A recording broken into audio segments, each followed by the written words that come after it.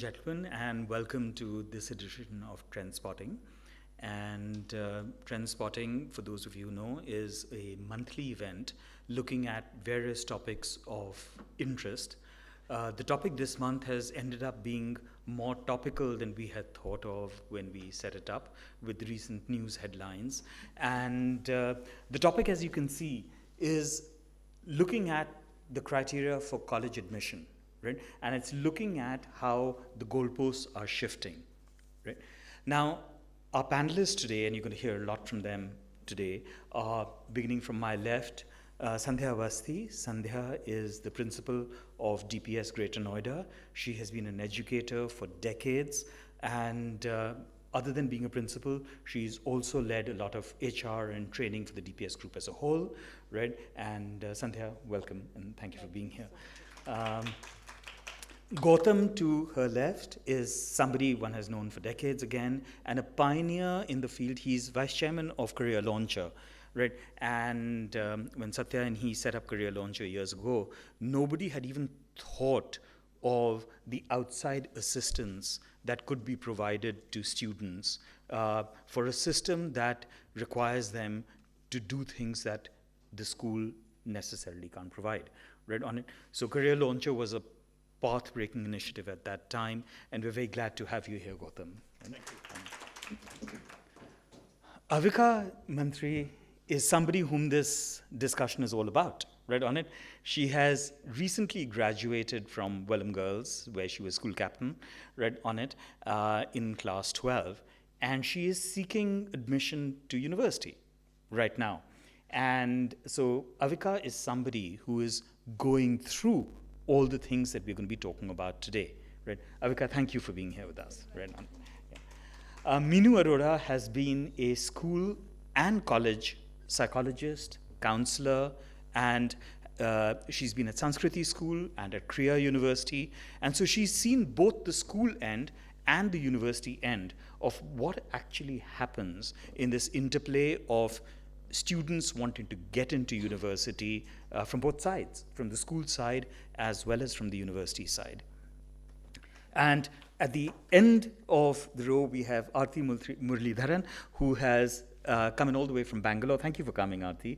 And Aarti leads the asset tests at Educational Initiatives, right? So it's a fascinating organization, again, set up decades ago, doing very, very interesting work on diagnostic testing and various other kinds of testing, but interestingly also now helping universities in rationalizing their admissions processes, right?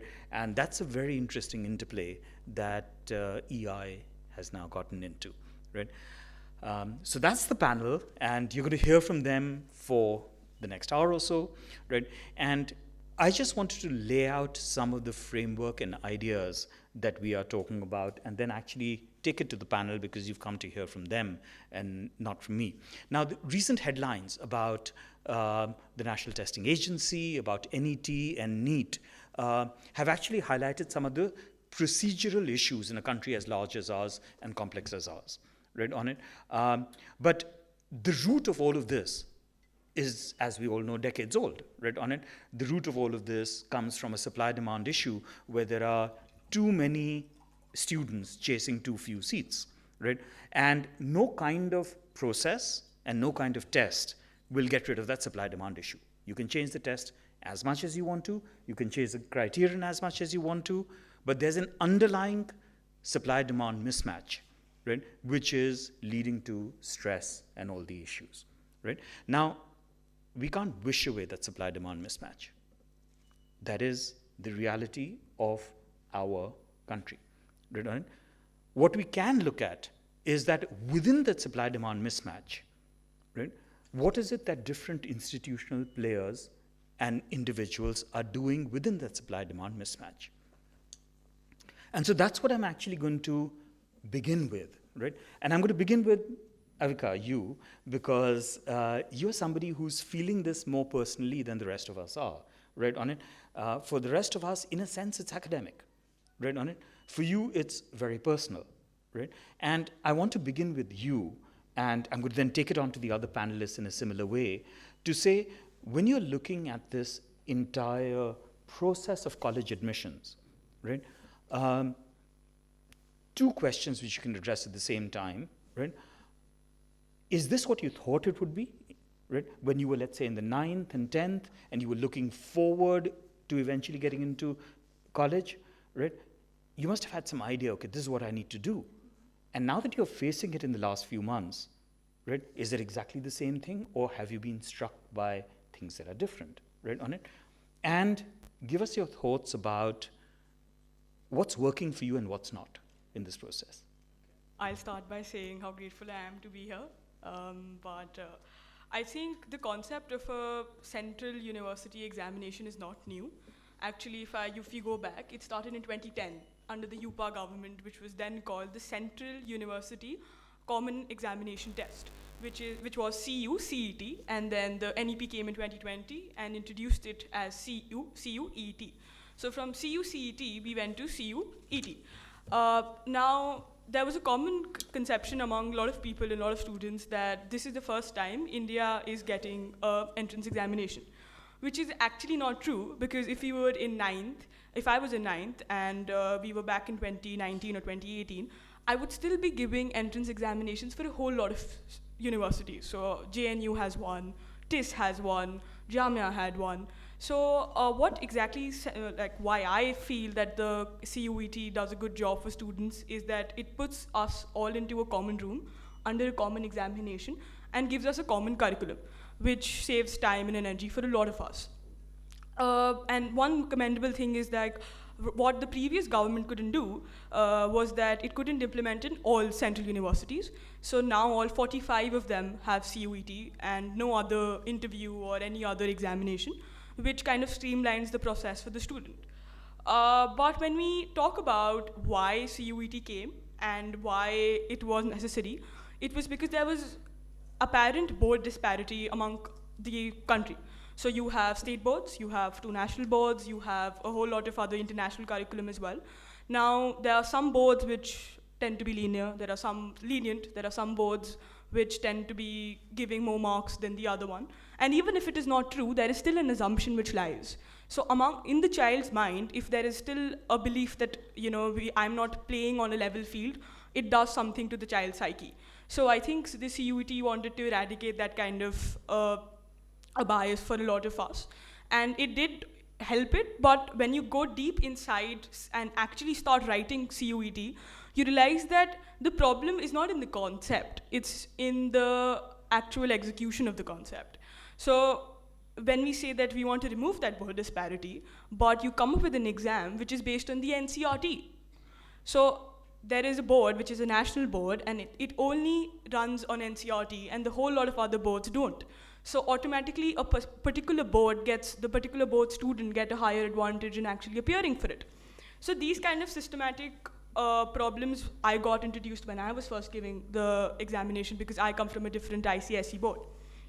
But as far as the giving the CUET examination is that you soon realize that the entire 7 years you've been in a school, you are faced with an exam, a looming threat, which is the boards, which we call boards or school leaving examinations.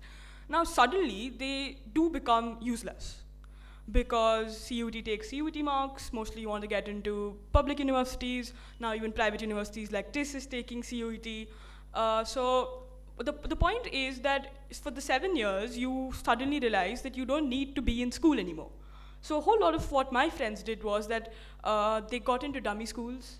You go into coaching, you go into these kind of activities, and you take away the aspect of a school, which is, I believe, not a good thing, because I come from a boarding school where you actually do, feel what a board school is, more than your textbooks, math and sciences, but actually the values it gives you. So from that perspective, yes, there is a coachification of the Indian industry, which I think Sir can better actually answer. But the main problem, what I see today, and I would like to talk more about, is that it's not about how easy the exam is, it's not about what syllabus the exam is, it's not about how much you can actually score into it, it's about how many seats there are. And ultimately, when a child goes, when the parent sees the child enter the examination, all they wish for is that she or he gets the best possible college in Delhi University or University of Mumbai. Now, Saw was telling me a story just now of a student who got 800 on 800 on CUET, a 99.5% in a boards, and she still was not able to get LSR psychology. So really, whose fault is it? Really, like when you say that the child should be stress-free now because suddenly there is only one examination to look out for, the child should be stress-free because the curriculum is all set, the exam pattern is all told to you. It does not matter. What matters is the amount of seats, what is the reward at the end. You show me the carrot, but the carrot should be accessible at least. Yeah. Avika, thank you for laying out exactly what a student is going through and the perspective. And equally, Sandhya, we've spoken in the past about how frustrating it is for schools where the goalposts are shifting means you're questioning your relevance about what am I doing at school. Right? Originally, it used to be the sciences and kids wanting to do the NEET and the JEE exams and therefore not focusing on what they were doing at school. Right? Now it's becoming broader and broader. And so where is the relevance of schools? Right? What is it that schools are doing and where are the positivities and the frustrations for schools? Good evening, everyone. You must be really interested in what we have to say for you to be here, and I thank you for that. And Avika, very well said. What is the relevance of school in my mind is highly relevant. So the purpose of school is definitely to prepare a child to be successful in gaining entrance into a college. That's one of our purposes. But the other purpose is to provide the children a great holistic development, social, emotional well-being, the fact that the child grows with people, so the child is able to be a citizen of the country and the world, and is easily able to assimilate amongst people out of school. So that's our first purpose. So we are doing that purpose extremely well. Our children grow up, go into the world, they are able to contribute successfully. In our mind, it is important and very, very important that we also take children to the next step, which is higher education. And whatever we do in school should be relatable to that. So for example, with CUET also now center stage, while there was NEET and JEE, now we have another competition, a very close cousin to them. And as is wont in the world, where everybody started thinking that because success is equal to a coaching center, so therefore CUET cannot be cracked by school. So then even I, as a school head, and I am very data driven, so everything comes with what is the data. So this last year was the first time where the children were writing their CUET exam. And post which, so we had a list of our own scores through the board exam. Then we also had who got into which college and which university. And when we collated the data, we saw that anybody who had successfully done, we have a system of internal exams or the bi-yearly exam and the annual exam and the board exam. Every child who was successful in them very easily cleared the CUET without any coaching. Because till last year, the coaching culture hadn't reached us so far. And it was still our science children that were taking coaching. But for CUET, it hadn't become rampant. And when I studied my data, all children who had scored 80 and above were all in decent colleges, which means that whatever was the requirement of being successful in school and in the board exam also led them to be successful in cracking the CUET and securing a seat in a good college. And most of my children were placed in good colleges. So as far as that is concerned, and I spoke about it very, very often to everybody. So also as a school, it's also my responsibility to reach out to my parents and tell them what I know about the system, instead of the world outside feeding them with a system which is through advertisements. The people can talk very well. Their advertisements are very eye-catching. The data can really hoodwink people. And suddenly, so I was smarter than that. So I was immediately able to speak with everybody that I knew, children as young as in 8th standard, where I said, beware, beware, we do well. We are able to teach well. So that's one thing. The other thing is, as a school community, when you see what's happening, what's the requirement next? Are my teachers the kind of teachers that can, without the assistance of say a NEET coaching center or JEE coaching center, would be able to, are they good enough? I mean, can they successfully lead the children? If not, what must I do to train them? Because I cannot be a sitting duck when the world around is happening to us and we are non-reactive. So as far as we are concerned as schools, since I'm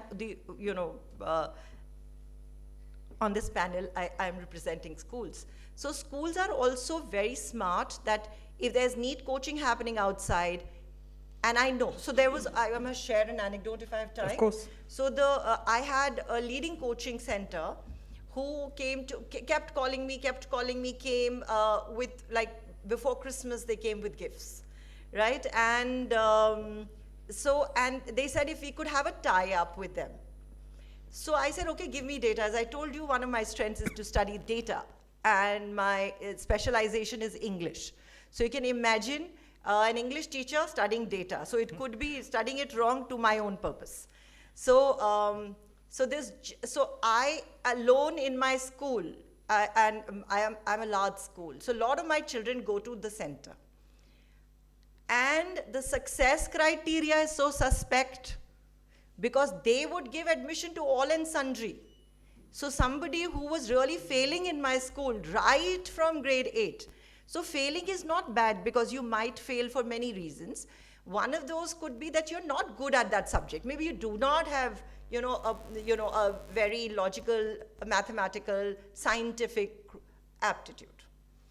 And so the child would go into a center such as this, and they would lay the red carpet and say that you are severely misunderstood. Your school doesn't really know what they're doing. You come to us, and we ensure short success. But the children who in any case would have been successful studying only at school succeeded. So where was the data for me? And if I felt that that institute is really going to add value to me, I would have done a double somersault and tied up with them, because what is successful for my children is successful for me. I don't have any ego about anything. But if the data did not prove to me that 200 of my children are studying at your center, 2 got selected. They would have been selected whether they went there or not, because they were the ideal candidates. And we at school are also not twiddling our thumbs. So we are very mindful about who should study what. And I think as a society, instead of running after a mirage that, that only an engineer is successful, or only a doctor is successful, or you can either become those or you can become an astronaut to be successful. I think and I'm sure a very renowned counselor and psychologist is here, that if as a society we are able to value human beings and their strength, and not think that studying a particular stream or subject or studying to become something is the sole criteria for success. If that is what we do as a society, a school is a small microcosm of our bigger society, where we cater to aspirations. And aspirations are much stronger than logic is. So I think we must do that. Yeah, I'm going to actually take it to Aarti, who's seen different sides of this debate, right, on it. And Aarti, I want you to reflect on what Avika and Sandhya have said in the context of the work that you do at EI, right, on it. Now, you run, of course, the asset tests, right, which are not mandated by anyone, but students and schools do it because it makes sense to them, right, on it. They're diagnostic in nature. They give you an idea of where you stand, right, and where the school stands. And obviously, lots of people have found them useful, which is why they do them for decades.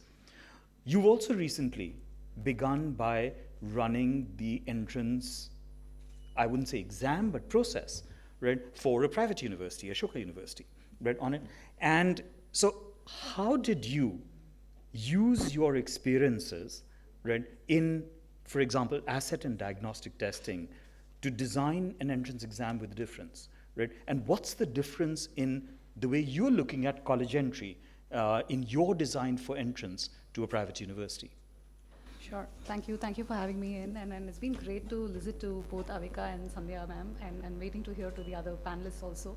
So I think when we look at college readiness, I think the question to ask for ourselves is, what are we testing as part of college readiness, right? One is, of course, the academic skills that are prerequisites for the course that the student is aspiring for. But is that alone enough?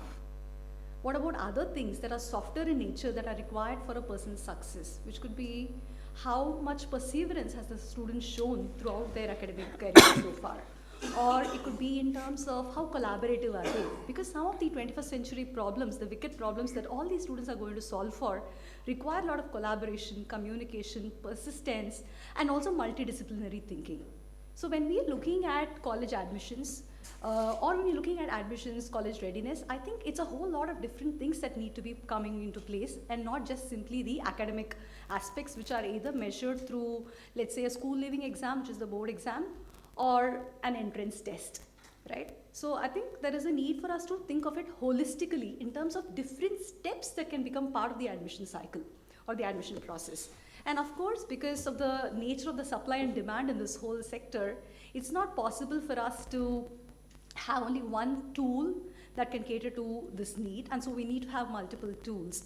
A test like a CUET or a NEET or a JEE or any other test for that matter can be the first step that can shortlist students. They cannot just filter and say these are the students who are going to get admission, but can shortlist students to get into the admission process, who can then be gone through various stages of, let's say, a personal interview or a group discussion, which allows for the students to showcase other skills besides a test. And what this helps with is in terms of reducing a certain kind of a stress, because if you have only one stone to throw at the mango, then all your chance and all the stress is coming because of that. But if you have multiple attempts at it, then you have an ability to, kind of different people, diversity comes into play, right? You're not only looking at academic toppers, but you're looking at people who are academically good, not toppers especially, but are good at other skills as well. So that's one take for us from that point of view of holistic admission process. The second thing that we have seen from our work in the last 2 decades on assessment is what makes a good assessment, right? Now, there are a couple of factors that make a good assessment, but one of the key stones for a good assessment is good questions that go into the assessment.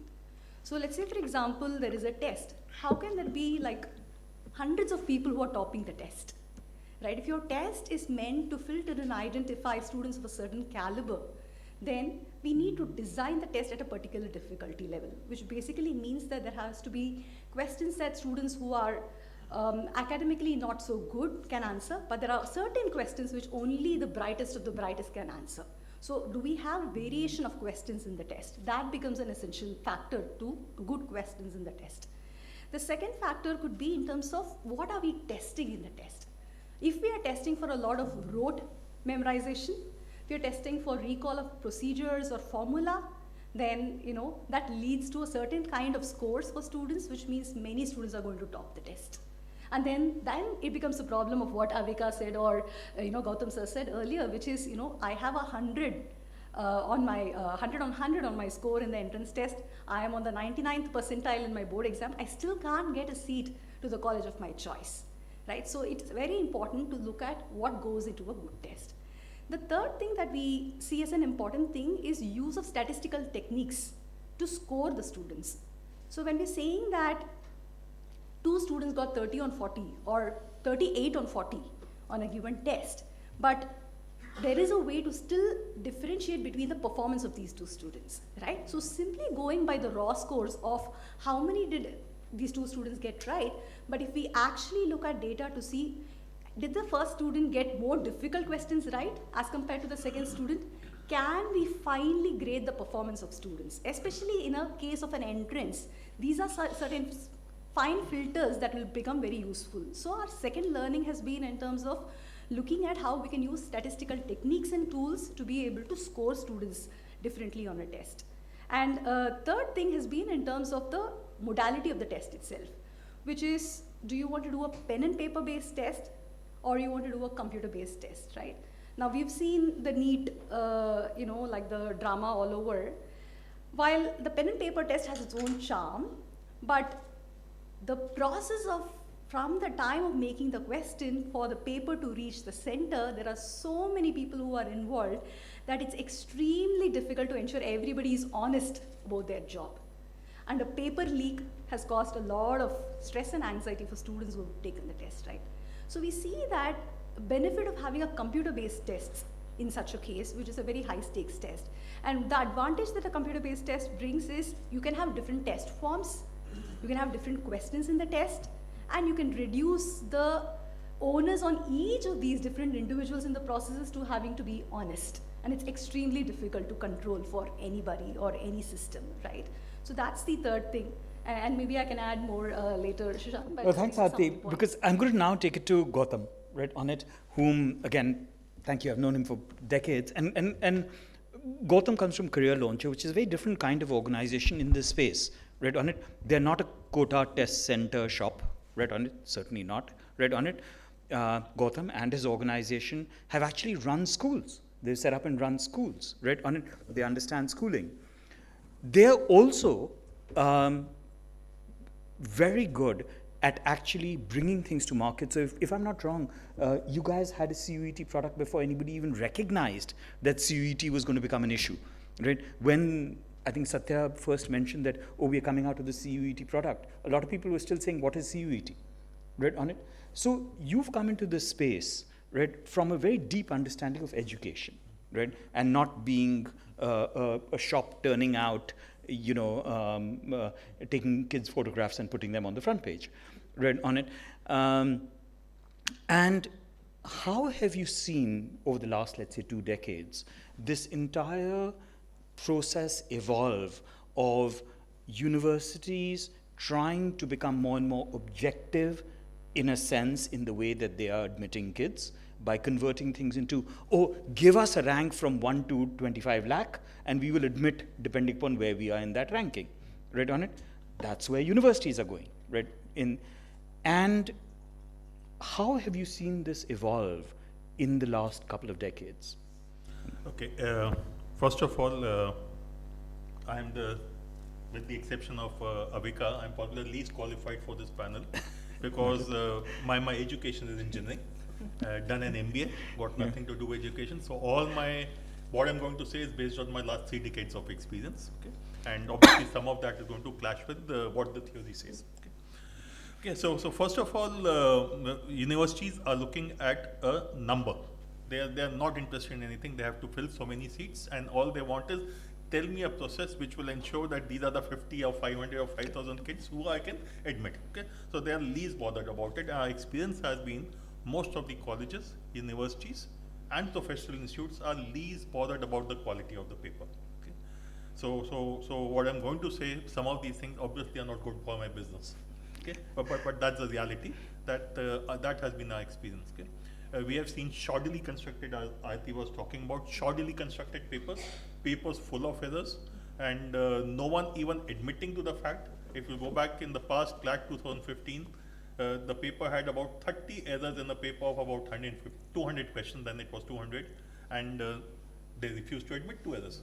So my experience has been, with the exception of a few, IIT-JEE Advanced, I'll not take mains into it, IIT-JEE Advanced and CAT, and yes, UPSC. If I remove these 3 papers, no one is bothered about it, they just want a process through which they can admit students. That's the first thing. Okay. Couple of things which I want to just respond to what others have said. Completely in agreement with Sandhya about the boards. There's no way you can do well in CUET without doing well in boards. Okay? And this is what we have been telling students from day one. Unfortunately, the issue is never that what will I learn. The issue is the insecurity of the students and the parents. Okay, they don't want to leave anything to chance, and hence they will keep coming back to you. And because not only for these exams, we always tell tum jo bhi kar rahe ho boss, please make sure you do well in your boards, because this is something which will remain with you. When you go for your further education, for your college, for your post-graduation, PhD job, everyone's going to ask what are your marks in 10th, 12th and graduation. So you have to do well here, that's one part, okay? However, when it comes to CUET, okay, and that's just an example of what I was saying. When it came, we were very, very hopeful, and as Avika said, we are saying, yes, this will be an end to the problems. Unfortunately, to me, CUET was a very good idea, which has been very poorly implemented, and at this stage, I would say it is better not to have CUET. Earlier, kid needed to do a board exam, do it well, get admission. Now they need to do a board exam, go to another board exam called CUET, and still not sure whether he or she will get anything, despite doing very well. So it's very poorly implemented. I think the mistake that CUET, I'm probably going ahead of myself, the mistake CUET has done is it has tried to replicate the board. That's not the job they had. Then why have boards at all? Okay. So to me, there seems to be some kind of confusion as to what is the achievement they are looking at. Okay. And just to add to what Aarti said, CUET, 6,700 people, students last year got 200 out of 200 in psychology. And the total number of seats in CUET in Delhi University is just about 2,000 odd. Yeah. So there's no way you can do justice to the students with such poorly designed papers and so on. Okay. So that's what would be my starting point. Absolutely, and I'm now going to bring it to Meenu, and I've been waiting for you to have heard everybody else, Meenu, because you've actually been at the end of counseling students at both sides. You've, for years, counseled students who've been at school, right, to help them understand their place in life, right, on it. And I want you to comment on a few things, right, because the journey, in a sense, doesn't it begin a little earlier? Doesn't it begin earlier where you are helping students decide what subjects to take in 11 and 12? It begins at a stage of even reaching out and saying, which of these tests are relevant to you, right? Where should you be going, right, on it? And while we are talking about these tests as an outcome towards the end of your class 12, right, there's a journey that leads there, right, on it? And then there's a journey that you've seen at Trier University about, right, trying to see how do you fit the ideals of your university, what you're looking for amongst these lakhs of students who want to get in there, right, on it? So I want you to just put a perspective around it about how, for a student, it's a journey, right, which gets dominated by this exam, but the exam is an isolated part of that journey, isn't it? In fact, I have so many things to say, and I'm just trying to structure that from where should I start with. So as you said, I will start with the school journey, and I absolutely agree with you. These tests are nowhere related to your life success. So, all these tests, whatever we are talking about, and if I start with what Avika was sharing about a psychology student who has got 99.5 and full marks in CUET and still doesn't get through LSR psychology, I'm just thinking as a counselor. So if I'm a career counselor and I'm counseling this girl, that your aptitude lies in psychology, your passion lies in psychology, and this is the best field for you. What do I face as a counselor when she doesn't get through anywhere? So what is the point of having aptitude and all? So whatever changes we bring about, whether in the admission process or whatever is the objective of the school, nothing can exist in silos. We really need to think about it. I cannot say, oh, Kriya has this particular test, CUET is this, foreign university admissions are something different. But we all talk about college readiness, but who is talking about the life readiness? If I look back, I see that students who did not score well are doing very well. They are earning 10 times more than me, right? So when, as far as these tests are concerned, these tests, what are they testing? They are testing the information or the knowledge you have learned in the school. So that shows how much you are able to memorize. There is hardly any test which is application based. It's not only CUET. It's many college entrance exams which are based only on your knowledge. But which test assesses learning quotient? We talk about aptitude, skill, passion, ikigai, but are we actually giving any importance to that, whether in school or in school also, I meet a lot of career counselors, and I was also a career counselor at one point of time. Many times they talk about their success rate, that which Ivy colleges, universities, their students are going. I don't feel very nice about it, because I see many college students who have got into Ivy or best universities in India, they come back. Because they have good knowledge, good scores, good percentage, they crack the test, entrance exam, but they could not crack the life exam. So for me, it's a big thing. So as Aarti was also talking about a holistic admission process. So if I talk about CUET also, or many other private liberal arts universities, they talk about holistic admission. And the other day I was a part of one discussion where they were designing a test for BBA entrance, right? So I asked them one question, and I question my university as well. You know, when we say, okay, we are not looking only at the knowledge, as you said, not only the written exam, but we also need to look at the 4 C's, creativity, critical thinking, communication, and collaboration, because life is all about collaboration. And we say that, okay, we will take interview and we will test you on skills. My question is, who has prepared the student for those skills? As a university, if I'm looking at a student who knows the subjects also, knowledge, and who has the soft skill also, what am I going to do? Like, it's higher ed responsibility to prepare them how to participate in a group discussion or an interview. That child must be excellent. Maybe he has an excellent LQ, learning quotient, but he is not able to apply it. He doesn't know how to apply.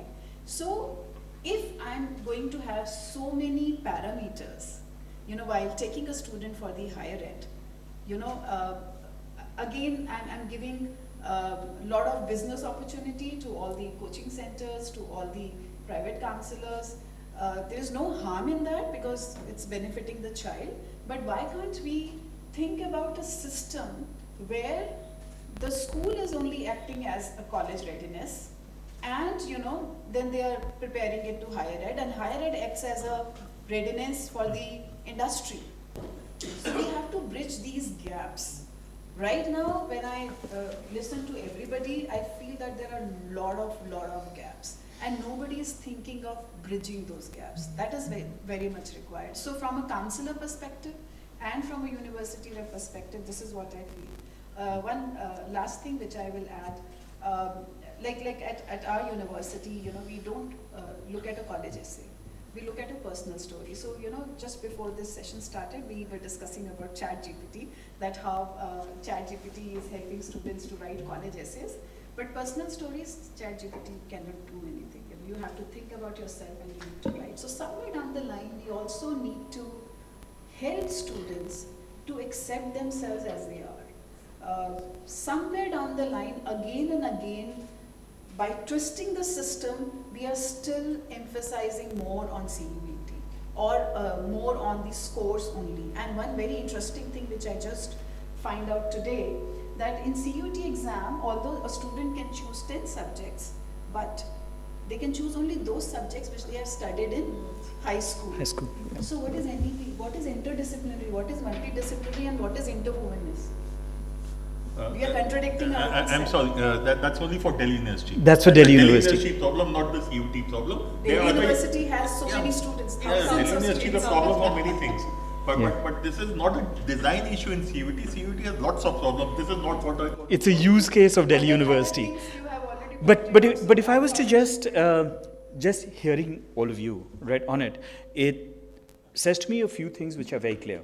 One of the things it says to me is that the system is a work in progress. Right on it. Now we've been decades into the system.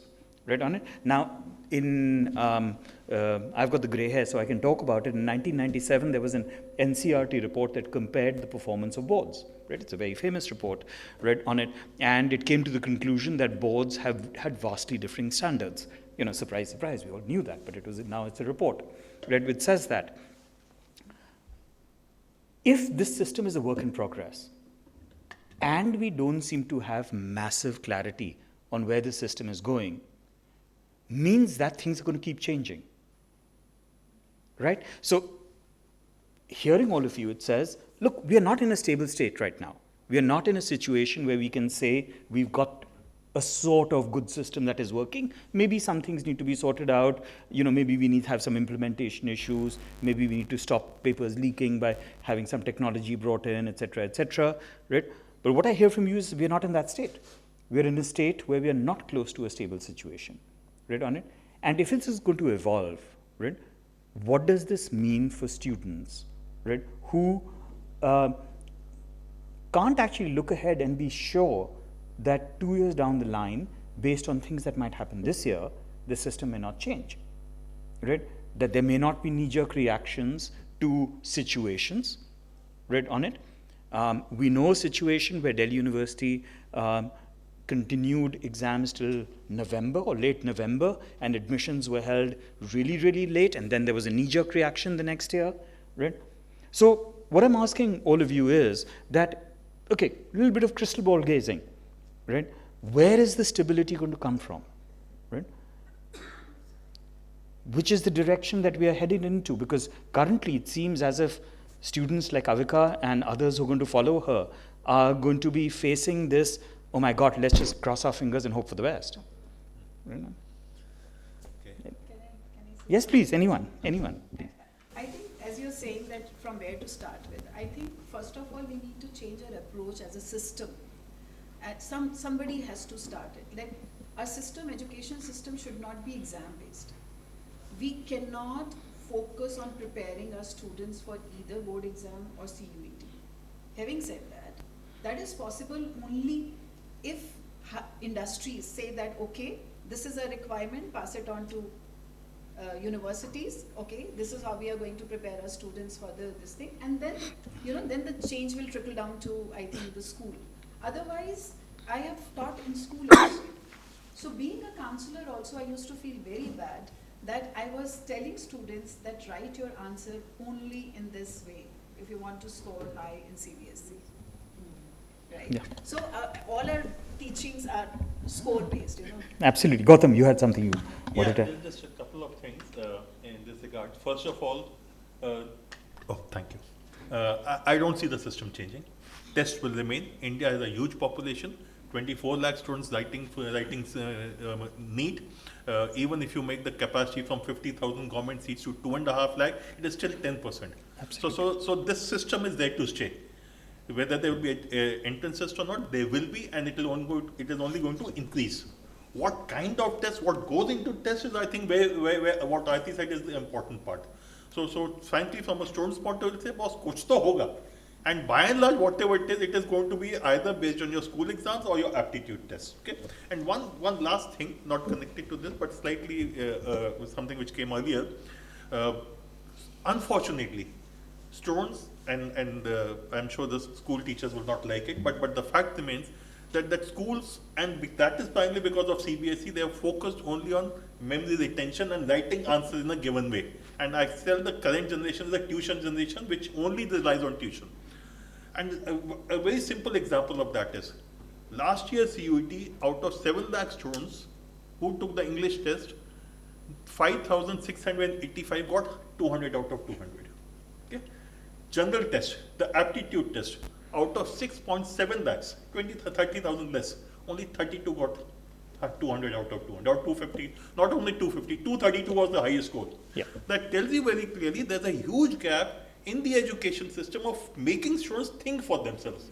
And till the time that is addressed, all these aptitude tests will be a problem for most of the students. Yeah. Aarti, you had something you wanted to add. Yeah, I think the gap exists everywhere, like Neelu was saying, right? I think, this is just one part of the entire journey for a student, right? Like we know of reports which say that even at grade 4, there are enough number of students in India who are not able to do a simple subtraction or an addition problem. We know that at the end of college, there are many students who are not employable. We know when students get into college, the professors feel that they don't have the required academic skill set. So there are gaps at every part, and a lot of it is probably driven from all of us involved in the system towards certain goalposts. It could be the 12th board exam as one goalpost, the entrance exam as another goalpost, the interview at the end of the college as a goalpost to get into a career outside, right? I think it's very essential for us to look at how can we change what the goalpost is asking for. There have to be goalposts, right? Because there has to be ways to identify who is best equipped for the next position in a college or the next seat in the college. So we will need to have these goalposts given the supply demand. But what are the filters, the lenses using which we are going to look at people is what I think is going to need a change. And that change is not just in the college entrance, but I think at every level as we look at, while the NEP talks a lot about competency-based assessments, it talks about critical thinking, 21st century skills, I think how we choose to implement those at each of these goalposts, because everybody is working towards these, right? And then that's the real game changer that will happen according to me. Avika, I actually have something specific to ask you, right, on it, and you can add your comments then, right, on it. In the middle of all of this is the student, right, on it, and you come in from a privileged position in that sense that you were at a boarding school, right, on it, and therefore you had your teachers with you for longer times in the day than traditionally day school teachers can spend with the students that they have, right, on it. So you had an environment around you which was, I'd call it resource rich in that sense, right, on it. And that's just the difference between a boarding school and a day school in terms of that, right? Now, in that environment, how equipped did you feel that your school had the answers for you, and how much of a journey did you have to make as a student yourself in navigating that journey? So Mr. Veera, I think asking about my personal journey wouldn't do much good in this kind of an environment, because I've been privileged enough to be in one of the India's top boarding schools, and funnily enough, we had career launcher in our school as well. So I had all the help I could get. But when I do talk about India as a whole and an Indian student, we as a society are a hustler's mindset society. So even if you tell my father that CUET is the most difficult paper in the world, or JEE Advanced is the most difficult paper in the world, he'll say, "Beta pad lo, kar logi tum." It's that kind of a mindset which is there. So 12 boards, you work hard, you crack it. CUET, you work hard, you crack it. NEET, you work hard, you crack it. So as Ms. Murthy was saying, that everything is a goalpost in terms of your marks, in terms of your rank. But what Sir was saying, that the system is not changing, probably this system is not changing, but a parallel system in my mind is coming in its place. So recently a report came that IIT Bombay, 36% of students at IIT Bombay are not able to find a placement.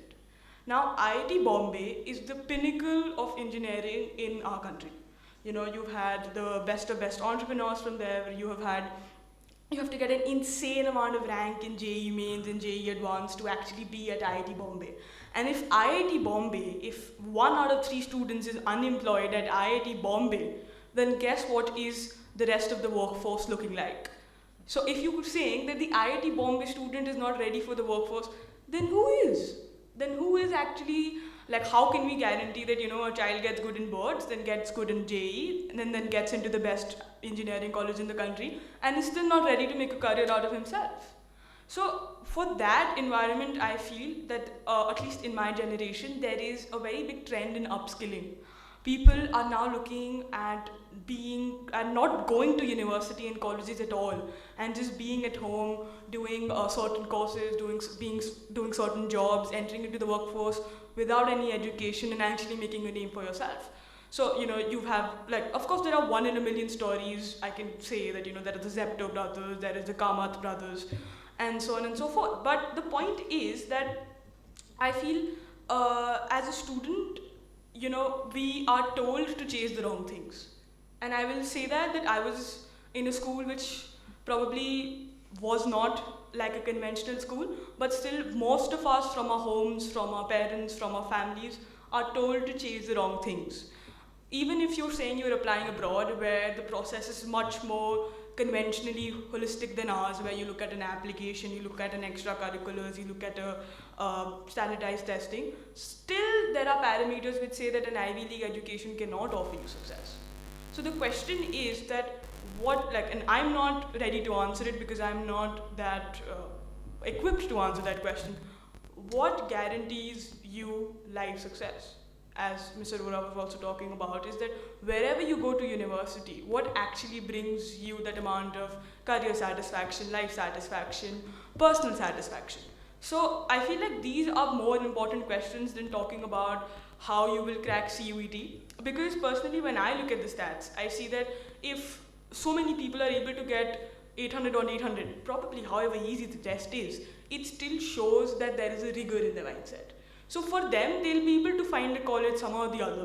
Probably not a St. Stephen's, but okay, a Huntsrad or an SRCC. But what about the bottom rung? What about the middle rung? Where are they situated?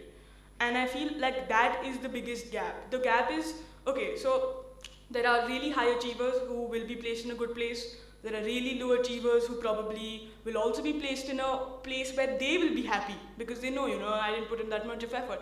But where is the middle rung going? So that is the gap I feel like private universities are trying to fill, Ashoka, Kriya, your OP Jindals. But still, like, there, as a student, I sometimes wonder is that I do everything.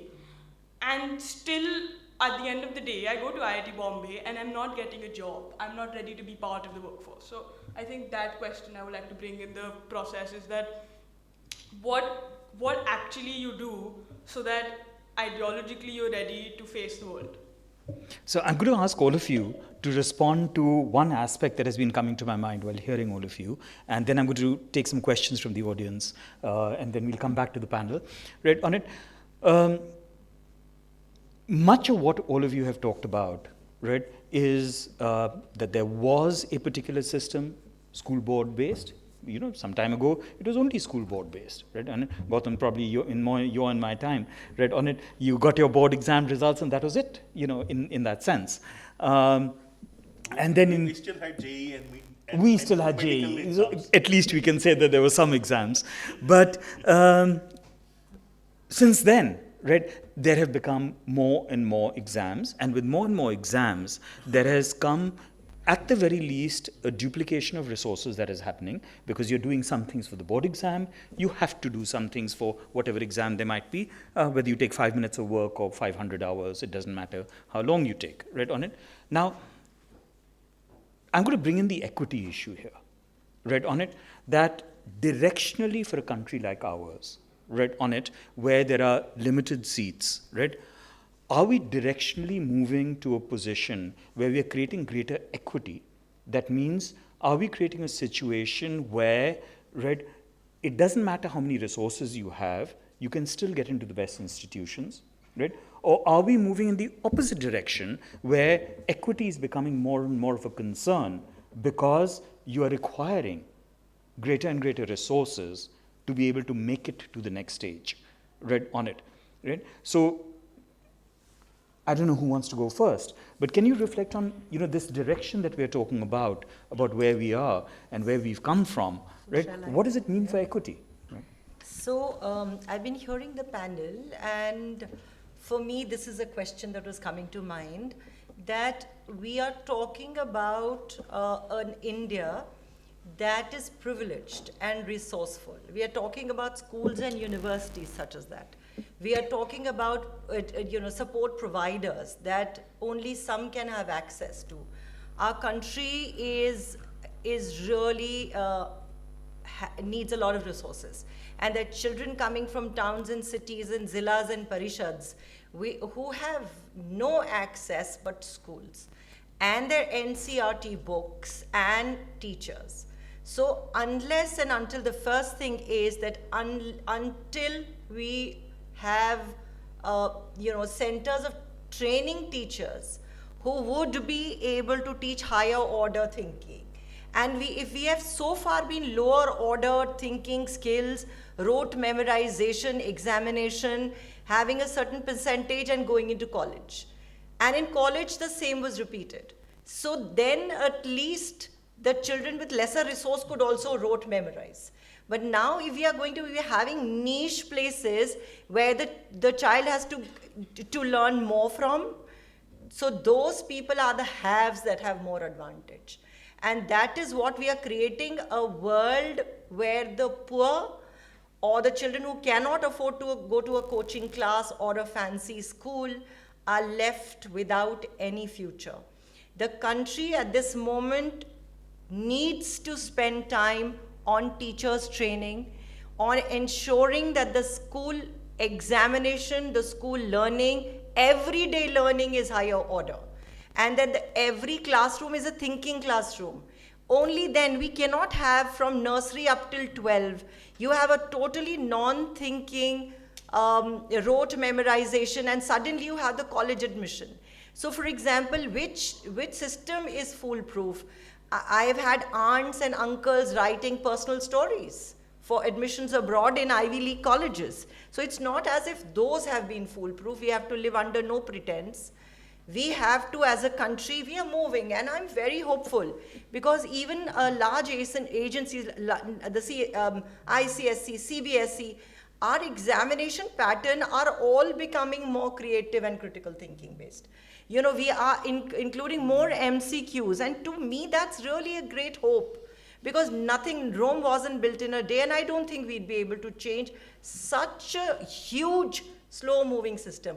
But when the labyrinth changes, and I'm sure it changes, then the movement of turning may be slow, but the turning is happening. I see that turning.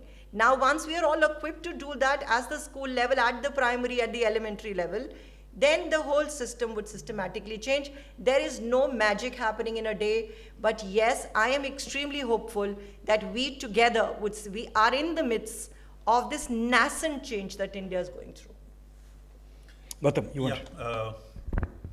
We are definitely not moving towards equity. Okay? And the only way of moving towards equity, apart from other things, which are long term, is to increase the capacity. Unfortunately, we don't think scale. Just to give you an example, I am Ahmedabad set up in 1962. I am Calcutta set up in 1962. Today, they are churning out only about 500 MBAs. ISB Hyderabad set up in 2000, 2001 is churning out 1000 plus. We don't think scale. For a country of our size, we have only about 1 lakh medical seats. You increase that.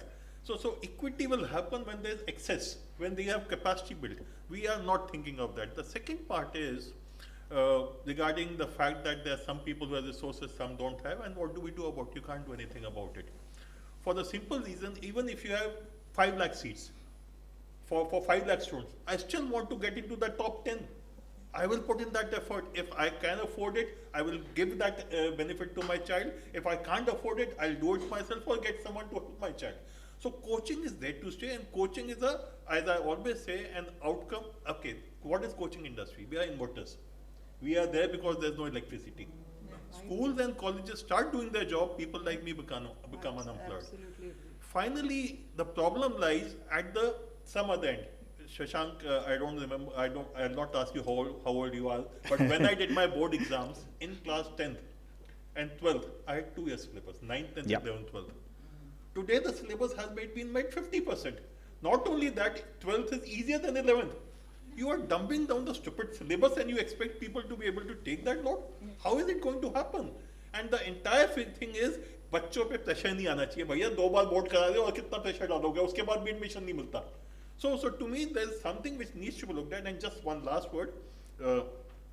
One of the reasons, we don't do engineering and medical. One of the reasons why engineering and medical people go to quota and other places because of the dumbing down of syllabus. Teachers in school today are not equipped. When I was in 11th, 12th, my school teachers in a government school were good enough to train me for IIT, yeah. See, for JEE, I flunked, that is my problem. Yeah. But the facts mean they had the capacity, I did not have it. Today's school teachers, not their fault, they have to teach for something and the other exams are asking for something completely different. So to me, if you ask me one thing, I'll say please think scale. Delhi University increased its capacity from 54,000 to 70,000 because of Mandal Commission in 1990. We are still at 70,000. Yeah, that is the issue that we need to address, I think. Okay, I'm going to go to the audience first and then come back to the panel. Are there any questions, anything that you have that you would like to ask the panel at this stage before I bring it back into the panel? Yeah, one question here. If you could just wait for the mic. One second, yeah. This is really an interesting conversation, and I'm so glad I'm not applying for university. However, having said that, I want to ask, are polytechnics going to become more relevant, and do we need to invest money and teaching there?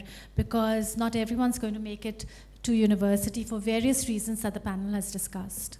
Okay, I'm going to ask Avika to address that first, saying that if I just broaden the question into saying that direct, as you were mentioning, that a number of students in your generation are no longer looking at university as the only option. So is there polytechnics and other institutes like that, right, on it, which are kind of like a halfway house where you don't have to jump without a parachute, right? Or you don't have to go only to a university, right? What does your generation think about those? Yeah, so when I look at, of course there are open universities in India as well, and there are a lot of people who don't want to go to university and straight go into upskilling themselves. There is still, sadly, a set of mindset in India, which is either you're an engineer, a doctor, or a lawyer. And for these three things, like I'm talking about the entire India from Jammu to Kanyakumari, that not only us from Delhi, Mumbai, and Bangalore who think about starting a startup and then making our life from there. There are a lot of us who don't have that much of, I would say, the privilege of thinking like that. And for those who have, they are going into these sort of like this Masters Union, who is coming up in a very different entrepreneurial mindset where they say that, we give hands-on teaching. And a lot of other institutes as well. But for those who are in the rut of engineering, medicine, and law, there is still going to be the same problem.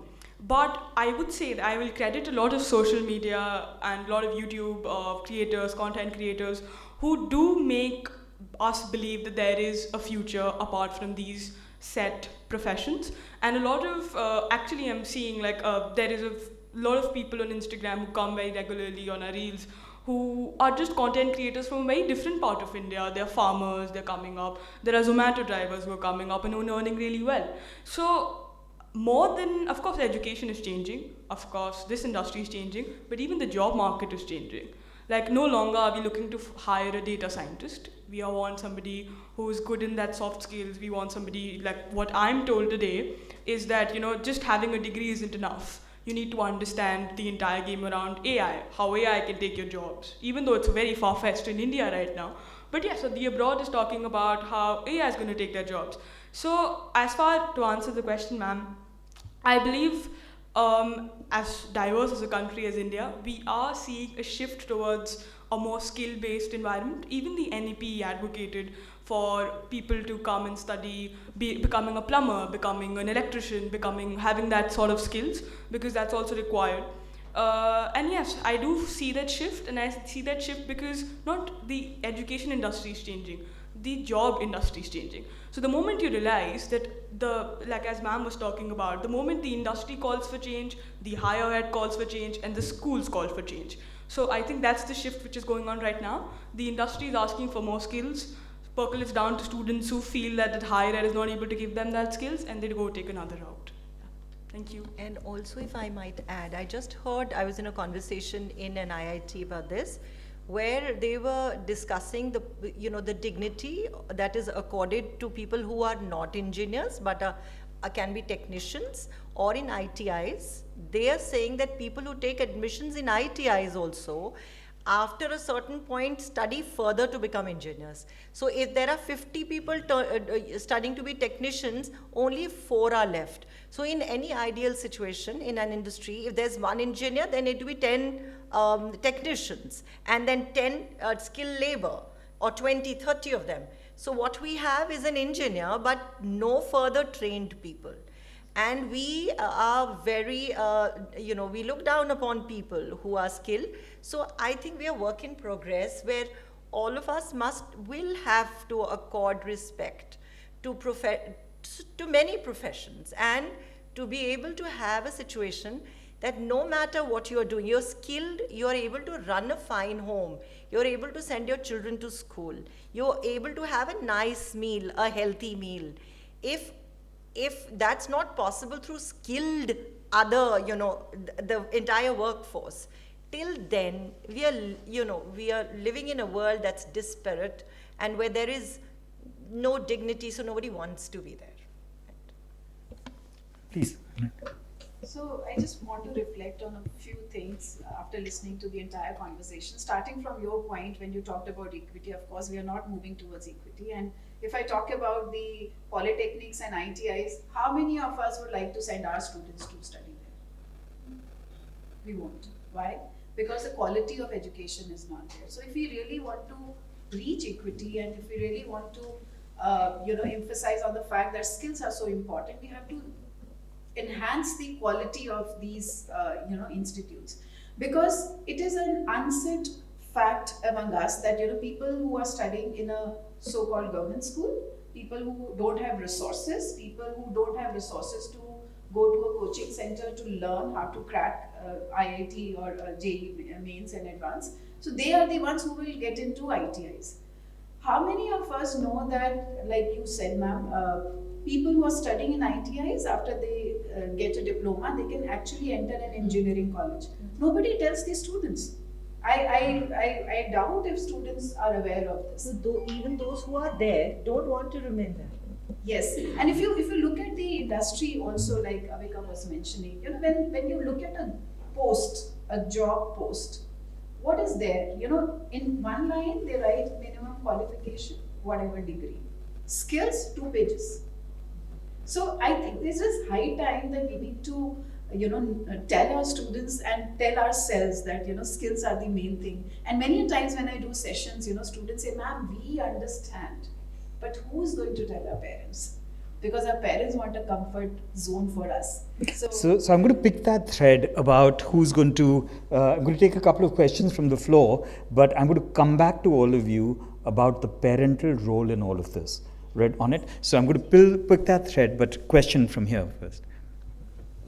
There are obvious issues of equity which Sandhya has focused on earlier, including training of teachers and across the country, in lesser parts of the country, from the privileged society background. And Gautam has also talked about there's no chance of, if I may. Yeah, go ahead. Of the end of this entrance exam system for higher education in India. My question would actually be to Meenu, and who's been working in a private university environment, I suppose, and is a counselor, as well as to Arati, who has been structuring tests. If we leave aside whatever Sandhya and Gautam have said, and we, for the moment, do not focus on skills and vocationalization that Avika was talking about. If the two of you were to structure an alternative system for readiness, life readiness, better readiness to face the world, college admissions, having structured tests and having counseled students, Okay. what kind of weightage would you give to soft skills, subject-based knowledge, orientation, and general aptitude? Okay, so if I'm going to just paraphrase the question, and both of you, it's addressed to both of you, so I'll leave both of you to answer it. But really to paraphrase this, that if you were to design an alternate system, right, on it, what would that look like? So I'm just simplifying the question into, right, if you were to design an alternate system, what would it look like? Either of you, yeah. So as he also said, so being in a university, like at CUET, what we do, as I said, we don't ask for a college essay, we ask for a personal story. That whatever you have lived your life, the way you are, what has shaped you the way you are. So that shows the attitude, the way the child has, different perspectives on life. That is one. Secondly, I like their system best, although last year we stopped using that, again because of various things, numbers and everything. But we used to have Kriya Immersion Case Day, So what happens when a child applies to a university? We take a aptitude test, where quantitative, logical, verbal reasoning, all these reasoning skills are there, and whoever clears the test, then we take them for the Kriya Immersive Case Day, which is an online program where 7 to 8 students participate. We give them a topic. Now this topic can be anything. So say this bottle, okay? So now look at the bottle and do the case analysis. Now we can look at this bottle from various angles, you know, from history, from geography, from environment, from psychology, from so many things, biology, chemistry, physics, everything is here in this bottle. So basically we try to see that whether the student can connect various dots, and I like it best. You know, I really love the process, and many students who have joined Kriya have joined Kriya because of the admission process. Because that was a beautiful way of, because we are moving towards the interconnected world. The entire world is interconnected. But what we are doing, we are teaching subjects in silos. So we have to have the interwoven learning approach, you know, towards that. So as far as the university is concerned, or if I'm supposed to design, as he said, if I'm supposed to design a program, I would love to first make schools aware that how can they start a readiness program. I'm not saying college readiness or life readiness. Even if you want to call it as life readiness, college readiness is a part of it. I will say that that should be integrated in the school system. Every school system, government school or a private school, whichever university they apply in. And if we are talking about aptitude and all, we cannot just talk about aptitude through psychometric testing only till school. What happens to in the university? I would like to take into consideration, you know, whether this child is actually meant for, say, journalism or not, or literature or not. Like ma'am said, she is a linguistic person, but she's very fond of data. So there's such a beautiful career when you integrate the two. We need data storytellers. There's no course in data storytelling. So I would like a system where a student knows how to think rather than what to think. Where the student knows how to learn rather than knowing what to learn. So as far as I'm concerned, I would like to design a system like that, and I will never test them on 4 C's, that is communication and all. Why? Because I think either the school should train them, or as a university, I will train them. You know, I don't want them to go to some person or some institute to learn these skills to appear for my university. You know, I have that. Aarti. Yeah, I think college admissions cannot be looked at as an independent piece of this entire puzzle when we're trying to design a system. I think it's a very holistic journey, right from the early ages of schooling, and connecting back to the other point on equity, right? A large majority of our Indian students are going to government schools. And we know that the quality of education in our government schools have a lot of way to kind of go up, right? So why are we depriving these students of, you know, getting into good universities later, just because they didn't have a good education or they didn't have a good ecosystem around them? So to me, change starts everywhere, and the system has to then be looked at in terms of how can I equip the teachers in the classroom, even in the government schools, right? And while teaching is definitely an art, we can bring in a lot of science to it. How can we look at equipping teachers with data around, which will tell the teachers as to what are the common mistakes that students are making when they're learning a particular topic, or how do I assess for a particular learning of a student in a given topic? So all of this learning and this training of teachers will help us bridge this equity slowly. It's not going to be like the next day is going to be a different day, but these steps are going to make that change happen. And there is where I think a lot of the critical thinking ability, the collaboration, the communication, all of that will go into even the school that is there, the school teaching that happens that is there, right? So bringing this on to the college admission cycle, I think the college admission cycle, like I said earlier, needs to be holistic.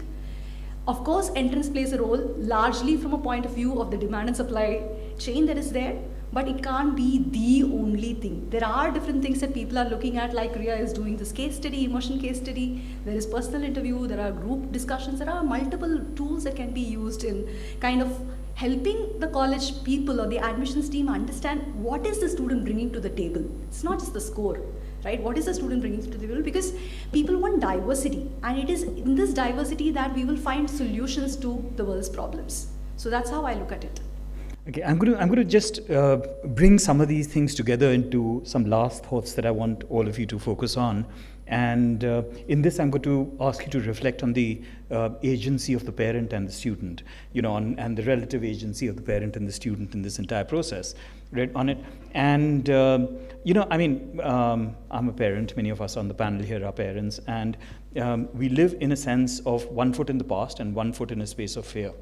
Right on it, and we live one foot in the past because we reflect on what we saw, right on it, and we live with one foot in fear because we want the best for our child, but we are uncertain about whether we or the world will provide that for them, right on it. Now, parents come from that dual space of living in the past and living in fear.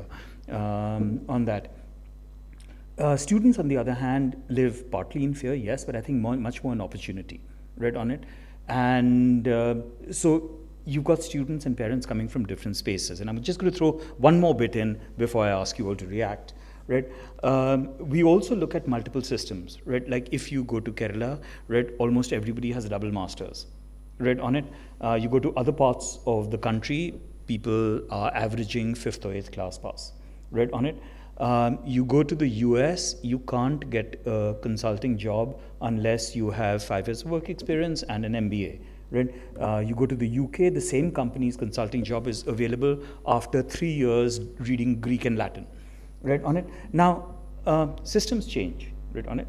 So what I'm trying to say is that students and the younger generation is finding a way to navigate this, because we're hearing success stories come from all parts of the country.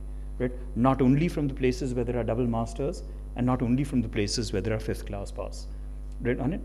So reflecting on all of this, and particularly on the agency of the student and of the parent, right, I'd like all of you to think of some final thoughts, right, about what do you see as the role of this transition from school to university, right, and the role that parents and students play themselves in this particular role. So, Sandhya, if I can begin with you, and I'm going to take it all the way down from one side to the other. Yes, the parents, the role is pivotal, and also since everybody is coming from a good place, they want the best for their children, and they are also making sense of how the world or the education space is changing. They work in industries and businesses, so they know what is that world also looking like. And so from that space, and Indian parents would like no chance of failure. We don't leave any margin for failure, so that if I have to, instead, we all have to wisen up, because if the parent is working harder than the child, or the teachers working harder than the child, then the child is always at a disadvantage. So if I don't allow opportunities for my child to fail or to fall, I have so many safety nets around them that I am taking up cudgels on behalf of the child, and the entire world is against my child. If that safety net is very strong, you're not allowing your child to be successful. And I think for that, the role that the school again plays is important. I think we train not only the teachers and the students, our job is also to train the parents. So in that way, the higher education space only deals with the child. But a school deals with an infant, with a very young parent who is making sense of even parenthood. The parent is the child is 3 years old, the parent has separation anxiety. Right? And then anxiety just builds on as the child goes up till 12th, you don't know what's going to happen. The government has changed everything, the syllabus has changed, there's going to be a different entrance exam. So we also bring anxiety on the table, but one has to remember that the young are resilient. Look at Avika sitting here, making sense of the world according to her experience, and that's very heartening. So the school that she comes from has trained her to be like that.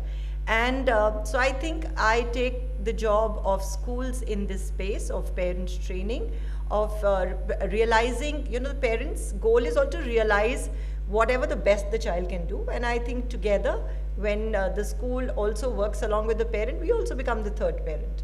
And I think that is the role that I think we've undertaken for ourselves. Gautam. Okay. See, when you look at the The child has no agency in the Indian system till the time he or she decides to rebel. Okay, and yes, college, which is why you find most of the time in students in first year of college flunk or almost flunk. Okay, because 12 साल तक jail से निकल के आते हैं 12 साल के बाद. ठीक है, that's the first reality इसमें.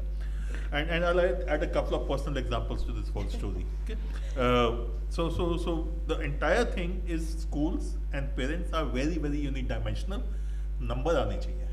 बाकी कुछ नहीं matter करता. You get 20 out of 20, it's fine. You get 19 out of 20, you have failed. I'll bring my personal example. My son, he's never gone to any tuitions. Okay, I was very clear about it. Boss, तू खुद पढ़ेगा. Okay, and when people used to ask me क्यों, अच्छा आप तो career launcher, मैं कहा career launcher कैसे करेगा? ये गौतम पुरी का decision है, नहीं करेगा because what Meenu said is very important. He learned to learn on his own. He can study on his own. He can plan for himself, and he's done very well for himself. Till 12th, he never had any tuition, and he's done everything. So I'm saying that as a parent, it is my job to give that child that freedom to be able to learn for himself. Yes, he failed initially, he struggled, but he's doing better than everyone else. Okay. The other example which I want to give is my daughter's example. She has dysgraphia. She obviously, which means, and dyscalculia bhi hai, any maths uske nahi aati, number uske goal hain, and which for me, who's a maths teacher, it becomes very strange. Okay. So law of averages possibly. Okay. So when she was in 5th or 6th, her school teachers were very worried. Kya karegi bechari? Because we did not know then that was this issue. Okay. And the only thing I said, I was failure in school. I used to be at the bottom of my class. If someone like me has been able to do engineering and do an MBA from Bangalore, I'm sure she'll also manage. So here the school was putting pressure on me, please baat sikha do. Okay, so I'm saying both ends, the parent as well as the school, we need to be clear, numbers se aage zindagi hai. Right, that pressure we put on the child, you have to get 19.5 is fail out of 20. I mean, that is something. And just one last thing to add to that, schools need to relax a little bit about attendance. Okay, yeah, ठीक है, छुट्टी ले ली, क्या हो गया बच्चे ने? Parents and kids are going till 8th, at least give them that flexibility. 9th, 10th, I understand board and other things happen, but till then, can you be a little more relaxed and let the kids have fun also, rather than going to school every time? And please, CBSE की problem है, but the schools also follow a little more of games and other things beyond studies. Academic बहुत ज़्यादा हो जाए. In fact हमारे school में एक 100% attendance का बहुत साल पहले सर्टिफिकेट होता था, which I said is a moron certificate. Please don't give it to anybody. Why should you come to school every day? You know, the days when there is shadi at home or there is birthday or some such thing, where you should never come to school. Avika. Ma'am, can you imagine I used to live in my school all day? Your mic, please. Yeah. The mic is off. You have your parents to blame for that. So not to blow my own trumpet or not to blow my entire generation's trumpet, but I think students today are smarter than they used to be. Just a second. Yes, sir. No, please. Every generation is smarter than the previous. Every generation, there's no doubt about it. Nobody will doubt this. So right now I'm the youngest generation, so yeah. But when we say that we are smarter than the previous one, we don't mean that, we're trying to be cocky or that sort of a thing. It just means that while you stress for us, even we stress for ourselves, because we also are in quite understanding of how harsh the outer world is. And while I lived in a bubble for very long and I was away from my parents, it also made me realize one thing is that my parents or my teachers will always be there for myself, but it's only going to be that when I am put into an environment where I know nobody, where it's only me for myself, is where I'm actually going to thrive. So to all the parents in the room, I'm saying, take a chance on your child, let them go outside, figure it out for themselves, and I think so they'll be happier than they were when they were under your care. And I'll end with that because I have no experience as a parent, and I think so that while, of course, everywhere we have parents like Sir who are much more relaxed, but you will have parents who are not that relaxed and are helicopter parents, which term is often used. But the fact remains is that I think, every child is a different child and every child is a unique child. And we have to come out of that concept that if your child is not good at engineering or cannot be a doctor or a lawyer, the child is a failure.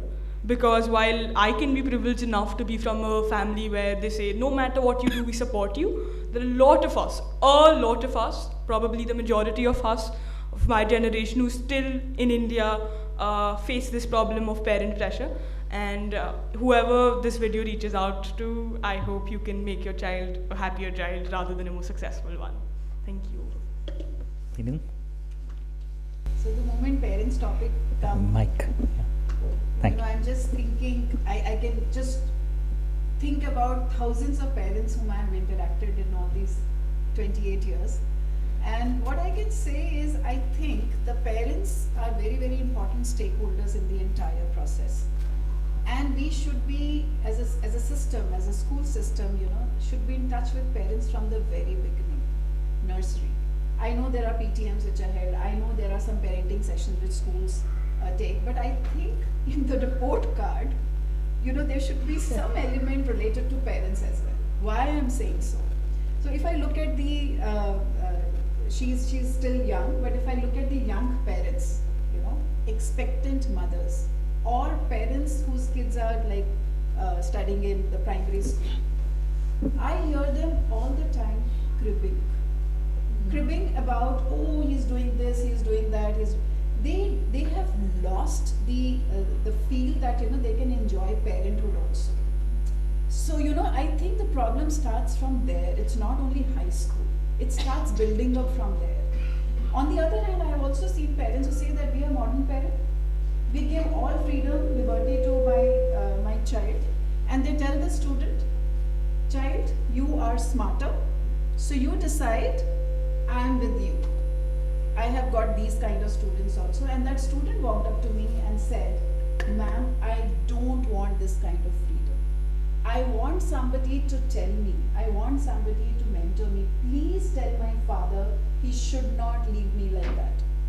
And when I started talking to him, it's years back, I think 15, 20 years back, and I said he will be very good with AI, virtual reality and augmented reality. The father stopped talking to me, said, don't go to me, ma'am. And in today's date, he runs his own company in London. On what? Virtual reality and augmented reality. So I think it's very, very important for parents to understand that you don't need to leave the child, you don't need to intrude in their privacy. You have to be there as a facilitator, as a support, so, and it's not parents' fault also because they don't know. So I think it's very important to take them in the loop from the very beginning, whether they are in primary school or in the middle school, because in school I see that when you call parents of primary school, the entire hall will be full of parents. When they are in class 9th or class 11th, you keep waiting for parents, they won't turn up. So I think somewhere down the line, there is no parental manual, but somewhere down the line, we have to bring the system as a part of these school leader, that this is how we work. We work as a family. वो पहले कहते थे ना, एक बच्चे को बड़ा करने के लिए पूरे गांव की जरूरत होती है. So you actually need that community, the entire community, to raise that child. So I think we should involve parents from the very beginning so that they are aware of the future. And I will just end up with one line.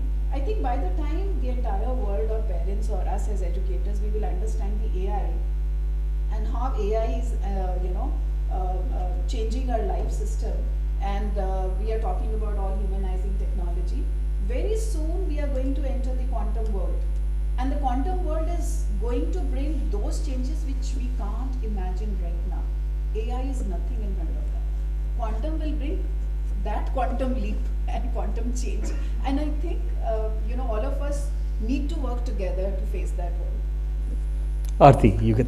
I think I agree with most points that I put forward, and I think India as a society, we are parents who will pay through our nose to educate our child, right? That's how obsessed we are with education, and we see that's the door to success for the next generation, right? So there's so much want in each one of us, and I can speak for myself primarily as a parent also, that you want our child to succeed. And we also define what success is. And that is where the problem begins, right? We say success is 20 on 20 in the exam. Anything less than that doesn't work. So I think as parents, for us to broaden our definition of what a success means is extremely important. And that is where I think the other point on embracing different professions comes into play. It's not just a doctor or a lawyer or an engineer who's successful in life. And there's going to be so many different things that are needed. And there was this beautiful quote from a viral video that went in the past, right? Where the teacher says that we're preparing our children for a future where we don't know what kind of jobs are going to exist in the future and what technologies will come in the future. Like how many of us thought that there will be ChatGPT 5 years ago, right? So many changes are going to happen. And if we narrowly define what success means, then it's going to be very difficult, and that's what's going to cause anxiety for both parents and for students. At the same time, I also know how difficult it is to widen this definition, right? So I think it's a process of learning, and it's a process of being exposed to several different opportunities that are available that will increase this awareness for us as parents, and then be able to give the opportunity to students to kind of understand what their interest is and lead the way forward. Well, thank you. Can I just A add quick one comment. Yeah, so like she was saying, how as parents we define success. So as a university, a lot of parents ask me what is the ROI, what kind of placement students will get if they join your university. And my first question to them is ROI in what terms? In terms of money or in terms of happiness? So I think we need to redefine success, that enjoy the journey also. Goal is okay, and we are saying that future is all about changing careers. So what will you do, if you decide about one career also? It is all about changing careers in future. So enjoy the journey, what you are saying. So I think we need to change the definition of ROI. Yeah. Well, we could keep talking about this issue because it's such a live issue going on these days. But I'd just like to bring it together by reflecting on where public policy has been going, right, on it, and some very, very absolutely simple basic things which are underlying the discussion that we've had today, right? See, public policy in India has been based on the parameter that we have a supply-demand mismatch in all kinds of things.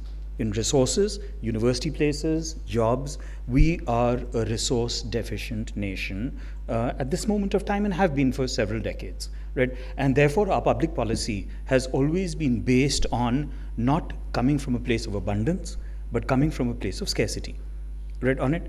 And coming from a place of scarcity, our system, as Gautam rightly said, that system is not going to change. Because why is the system not going to change? Not because we don't have the intelligence to know that there's a better system possible.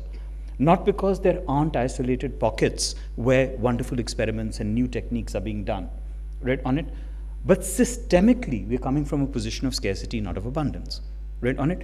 And systemically, we're coming from a position of scarcity, not of abundance. Our first public policy narrative has always been equity of access, right? It came from, can we get a pakka school within 2 kilometers of every hamlet, right? We've kind of done that, right, on it? From equity of access, we moved on to, right, quality parameters, right, on it? And from quality parameters, we have to take the next step into excellence parameters, right, on it?